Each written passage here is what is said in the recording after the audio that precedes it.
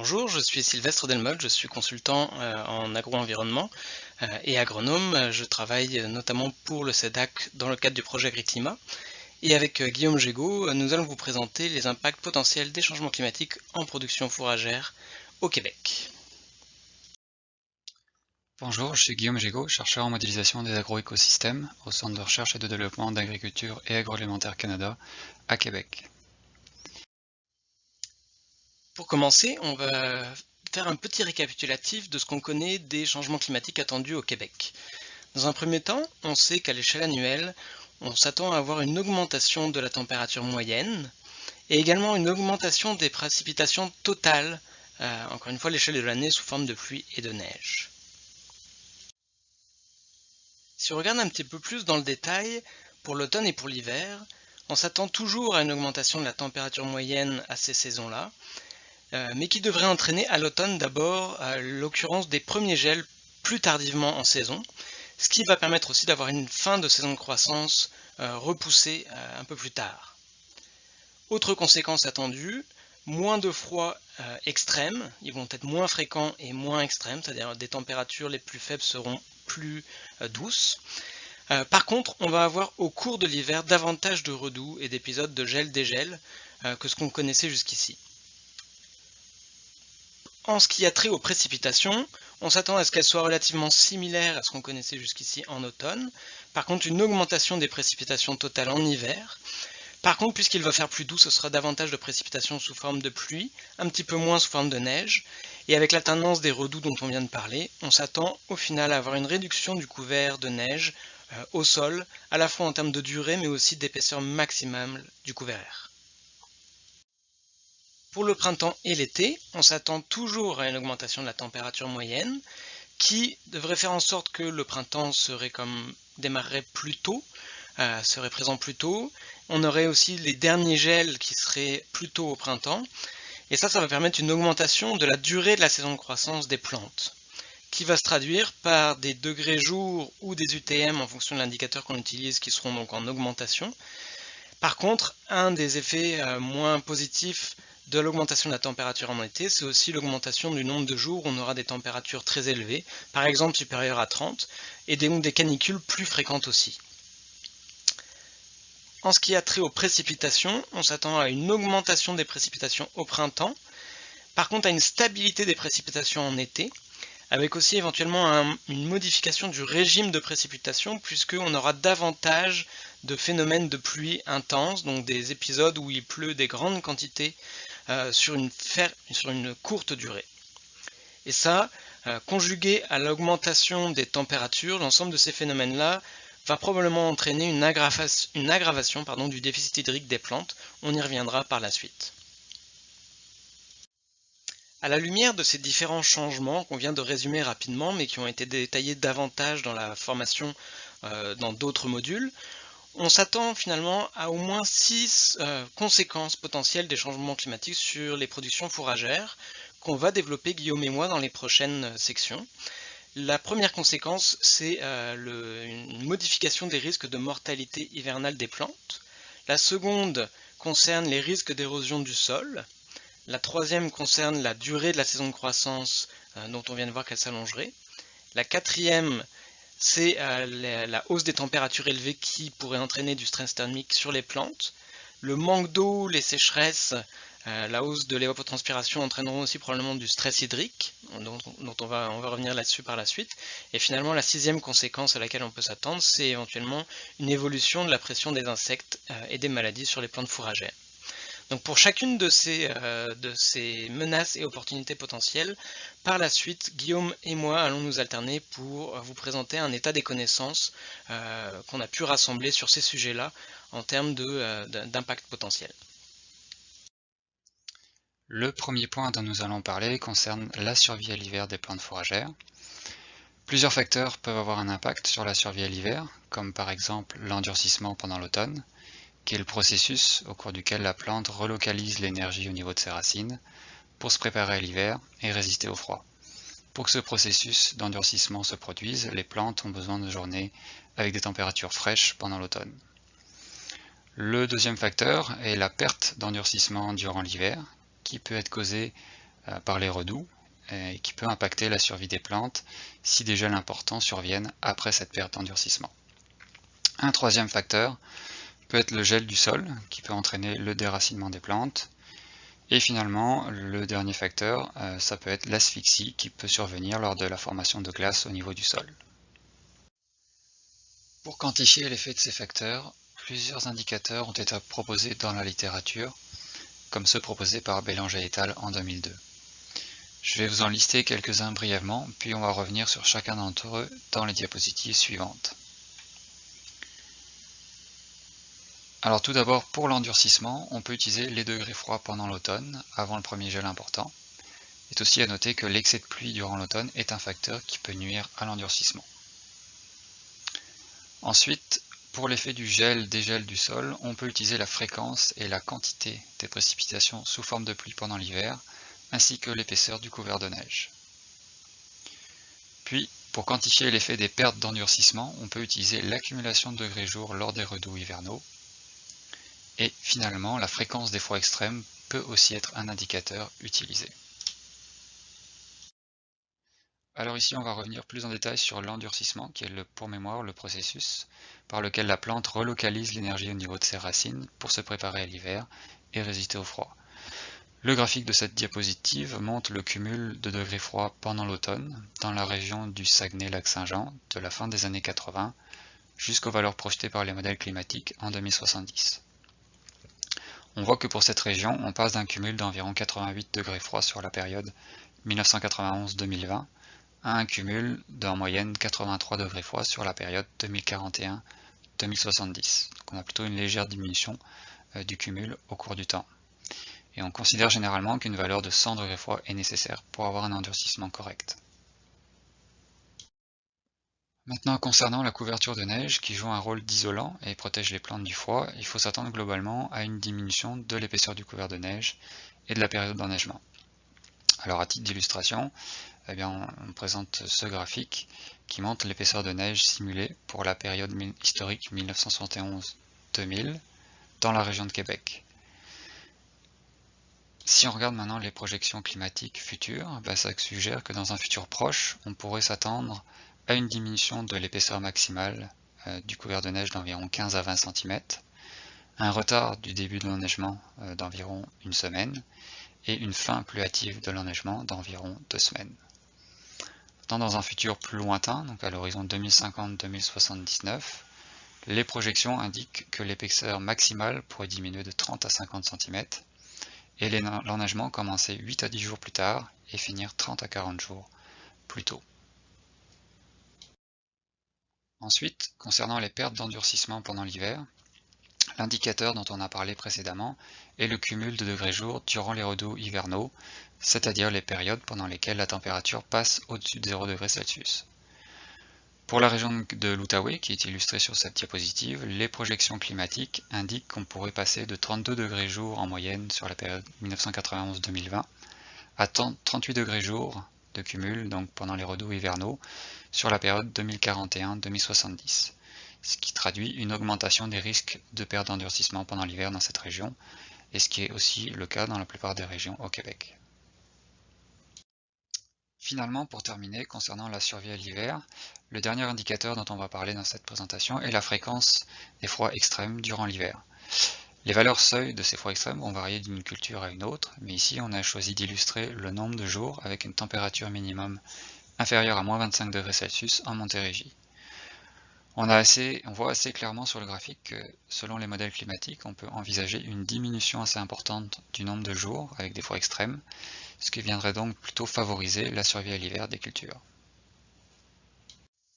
Alors pour résumer les impacts des changements climatiques sur la survie à l'hiver des plantes fourragères au Québec, on peut s'attendre à des conditions d'endurcissement souvent moins favorables durant l'automne dans le futur, sachant que actuellement ces conditions ne sont pas optimales dans toutes les régions.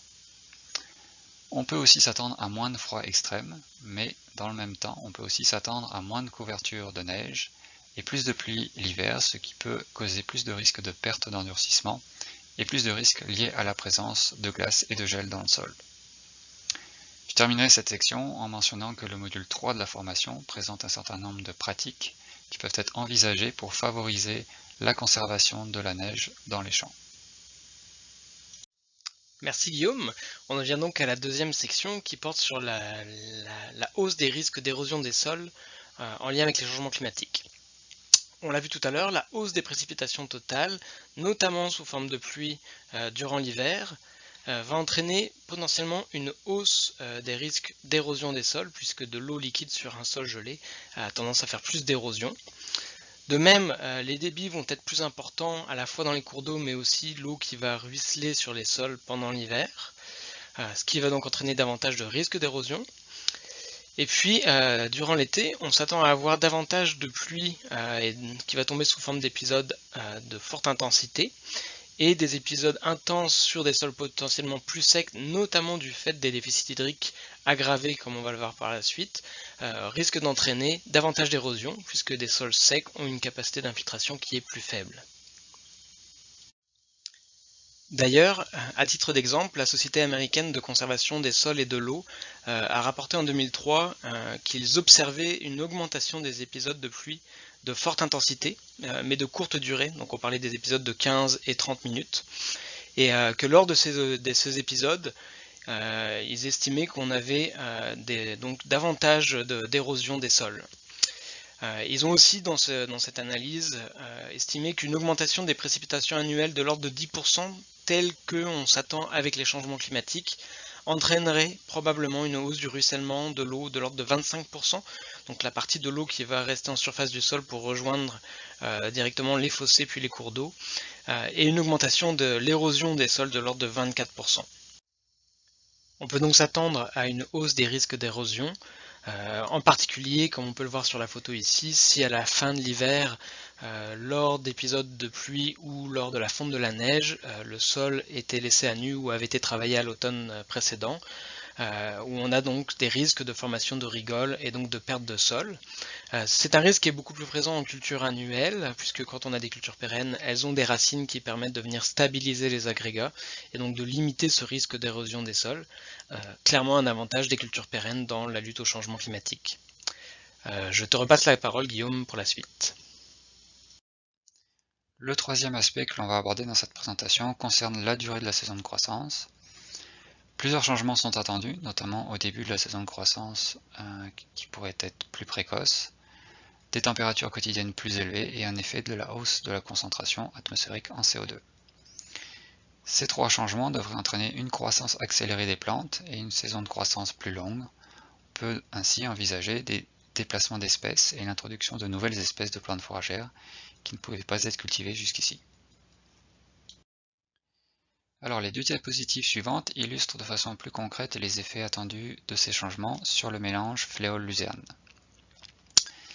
Alors les deux graphiques de cette diapositive représentent les rendements de ce mélange en Montérégie et dans le Bas-Saint-Laurent. Si on prend l'exemple ici de la Montérégie, les trois premiers histogrammes ici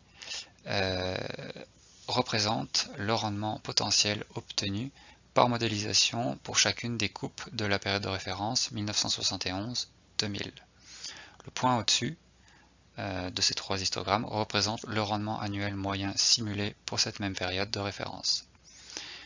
Les deux blocs de trois histogrammes suivants représentent les rendements simulés pour la période du futur proche, 2021-2050, selon deux scénarios d'émissions de gaz à effet de serre, les RCP 4.5 et 8.5.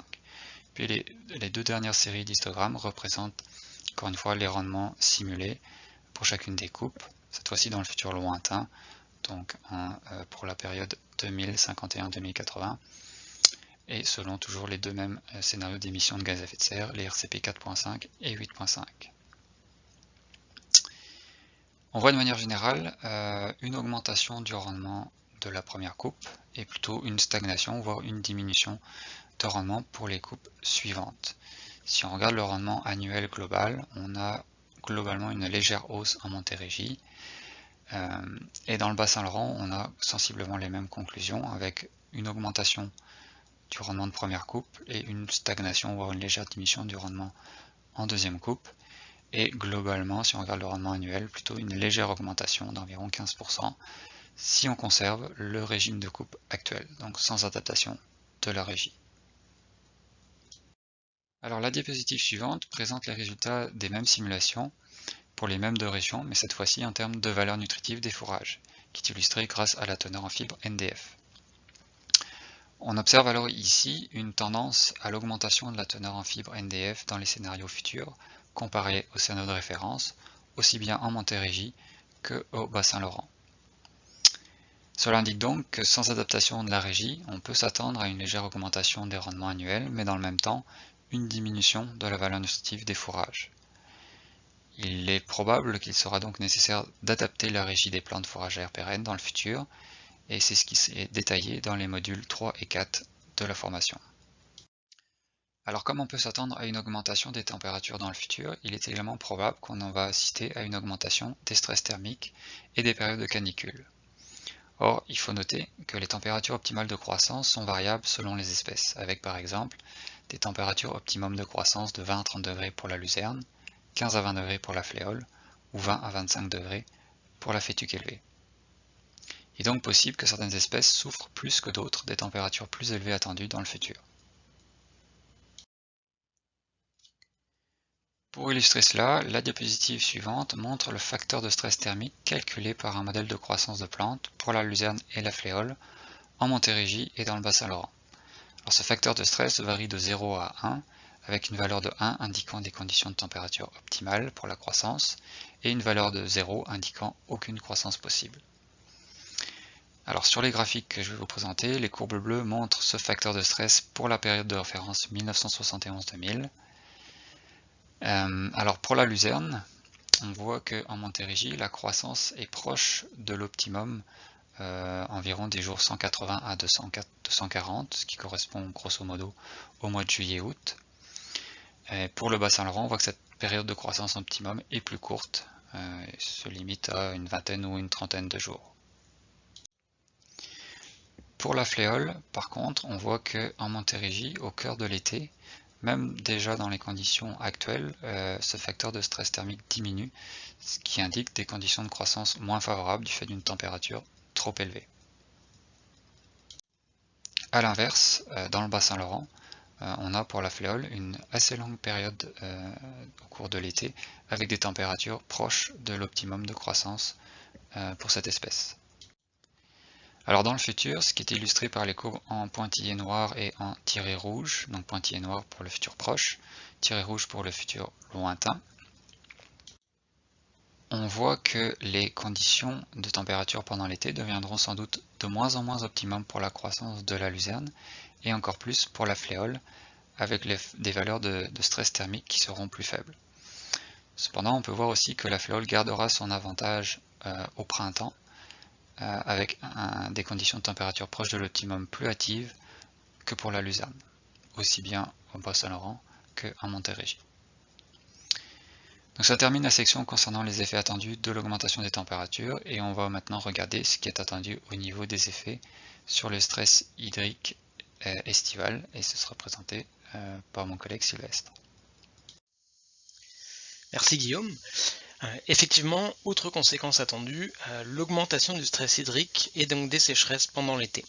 Comme nous l'avons vu en introduction, pour la période estivale, on s'attend à une stabilité des précipitations, avec par contre une hausse des températures pendant cette saison qui va entraîner une hausse de l'evapotranspiration des plantes, donc de leurs besoins en eau. Et qui dit stabilité des précipitations et hausse de l'évapotranspiration, signifie que le bilan hydrique, donc les précipitations moins l'évapotranspiration, sera en diminution, donc on risque d'observer davantage de déficit hydrique, car l'évapotranspiration deviendra supérieure aux précipitations de manière accentuée par rapport à ce qu'on connaît actuellement. Sur ce graphique ici, on présente des chiffres qui nous ont été fournis par Ouranos, où on a calculé le déficit hydrique, donc les précipitations moins l'évapotranspiration potentielle, pour une prairie qu'on maintiendrait à peu près à 3 pouces de haut pendant tout l'été. On a ces calculs qui ont été effectués pour toutes les régions agricoles du Québec, et on peut voir en vert le calcul du déficit hydrique pour la période de référence, pour la période de juin à août, donc la référence étant 1991-2020 dans ce cas-ci, et en orange pour la période future 2041-2070. Ce qu'on peut constater, c'est que quelles que soient les régions, on a entre le climat historique et le climat futur une aggravation du déficit hydrique, donc une augmentation de l'ordre de 15 à 20 mm pour les régions où il est le plus faible, jusqu'à presque 40 mm de déficit hydrique en plus pour les régions où il est le plus élevé. Et on peut aussi constater donc que cette augmentation du déficit hydrique est généralisée pour toutes les régions du Québec. Néanmoins, il est déjà différent actuellement d'une région à l'autre en fonction du climat, et on va avoir en climat futur, par exemple au Bas-Saint-Laurent, un déficit hydrique qui sera inférieur à 100 mm en moyenne durant l'été, ce qui est une valeur inférieure à ce qu'on connaît actuellement en Montérégie, ou en tout cas à ce qu'on a connu historiquement en Montérégie. Ici, nous présentons une autre façon d'illustrer l'impact du déficit hydrique sur les plantes, qui est obtenu par modélisation avec un modèle qui s'appelle IFSM pour un mélange fléole-luzerne. Ce qu'on présente ici, c'est le calcul fait par le modèle d'un facteur ou d'un indice de stress hydrique qui varie entre 0 et 1. Quand le facteur est à 1, ou l'indice est à 1, il n'y a pas de stress hydrique. Quand l'indice diminue et tend vers 0, plus le stress hydrique est important pour la plante. Ce qu'on peut constater avec le climat historique entre 1971 et 2000, c'est qu'en Montérégie, on avait finalement peu d'épisodes de stress hydrique en moyenne, qui étaient simulés par le modèle. En climat futur, on peut voir qu'on va en avoir davantage, c'est-à-dire qu'on va être plus souvent en dessous de 0, mais également que plus la perspective est lointaine des changements climatiques, donc quand on s'en va vers la fin du siècle, l'horizon 2050-2079, il va être de plus en plus précoce, ce déficit hydrique, et il va aussi être de plus en plus accentué, donc de plus en plus important, et donc potentiellement avoir des effets sur les rendements des plantes de plus en plus conséquents. Quand on parle du jour 160, on parle ici de début juin. Quand on est autour des jours 180 à 200, on parle du mois de juillet. Donc ce sont les jours depuis le début de l'année. Ça, c'était pour la Montérégie. On peut voir que si on compare avec les mêmes régions qu'on avait précédemment pour le Bas-Saint-Laurent, on a une perspective un petit peu différente en termes temporels, c'est-à-dire que le déficit hydrique historiquement survenait davantage au cours du mois de juillet, mais on peut voir aussi que dans cette région-ci également on s'attend à avoir une aggravation du déficit hydrique qui surviendrait plus tôt en saison et qui durerait potentiellement un tout petit peu plus longtemps et serait plus important. Donc là aussi, dans les modules 3, 4 et 5, sont présentées différentes pistes qu'il faudra envisager pour s'adapter à ces stress hydriques plus intenses. On en viendrait donc maintenant à la dernière partie de la présentation que Guillaume va se faire un plaisir de vous présenter. La dernière section que nous allons discuter dans cette présentation concerne les effets potentiels des changements climatiques sur les pressions des ravageurs et des maladies.